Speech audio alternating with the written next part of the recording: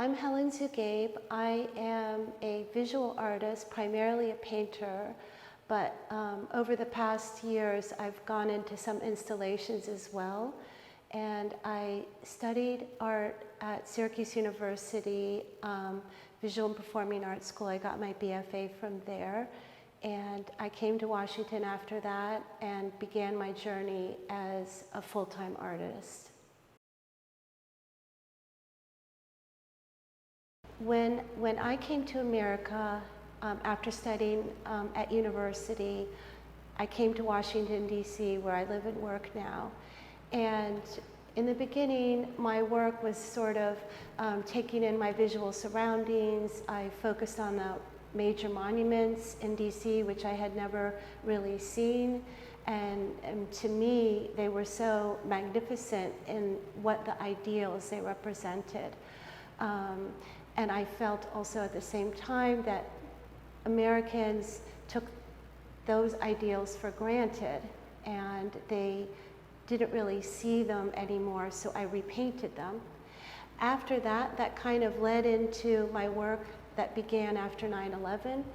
And as an Arab American facing quite a bit of stereotyping and negative events on TV, news, personally, I felt that my art direction should be a little bit more specific, a little bit more pointed, and begin to sort of tell my own story as an Arab American and dispel stereotypes that I was hearing all around me.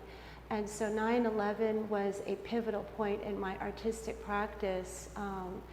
And that has played into the subsequent years, focusing on Arabs, Arab American, and being truthful in the stories and sharing our humanity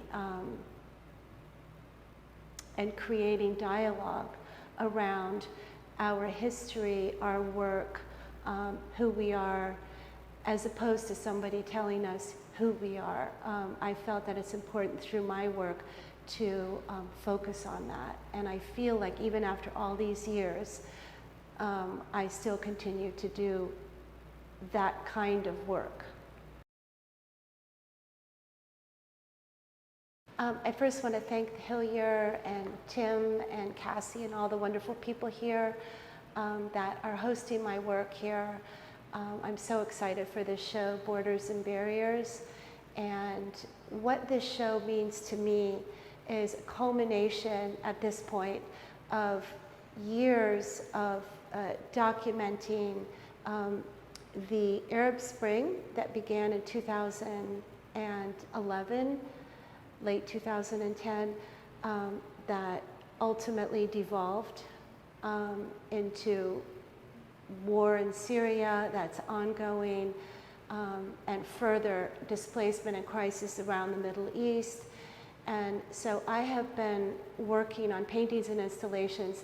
This Border and Barriers exhibition encompasses, it pushes the boundaries, excuse my pun, a little bit further, in that I also want to talk about our own US border and talk about countries such as Sudan, Niger, Palestine, of course, and other places of conflict that I think are important to talk about. And the reason I'm bringing in all these countries and places is because ultimately the problems of war and violence and displacement, it's the same across the board, regardless of from where you are.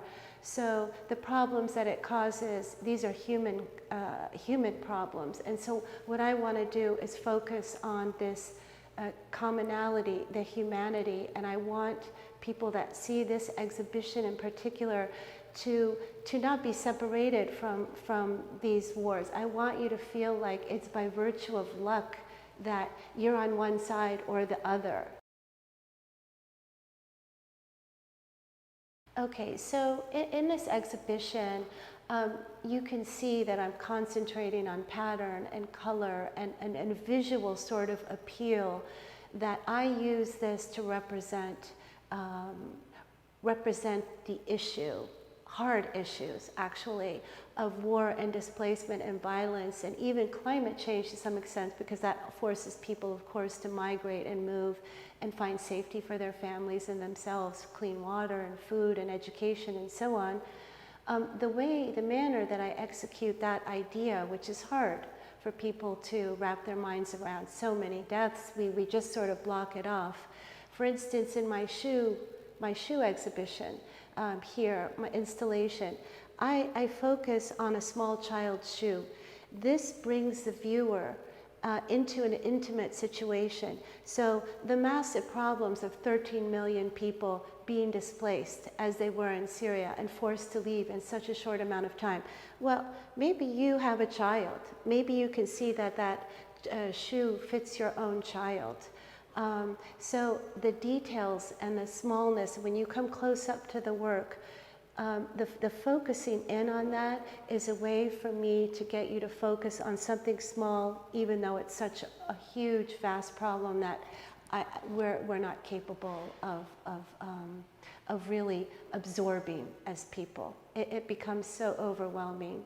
So the detail and the smallness and the just getting right down to it with the pattern and the color, I think is important in how I try and get my message across to the viewer. So my future plans as an artist, I am very excited to have been invited for a senior fellowship by the Abraham Path Initiative. And I will be traveling to Lebanon, the place where I was born, in October. Inshallah, if everything's okay. I will plan to spend a few weeks there, and I will actually go on part of the Lebanon Mountain Trail, which goes from south to north. And along the way, I will be getting stories, collecting stories from people that I meet along the way on the Lebanon Mountain Trail, and bring back their stories visually and orally, so that people in America and elsewhere can know and learn about the trail and see the very large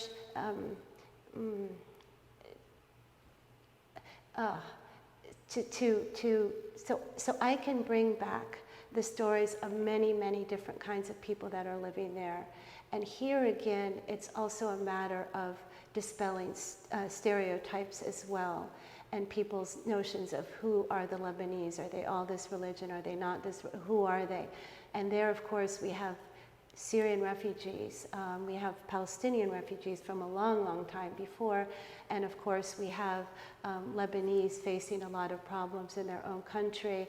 So I plan to get personal stories along the way and then come back and visually document them and into small paintings and then present them. So I'm very proud of that fellowship that I will be having in October.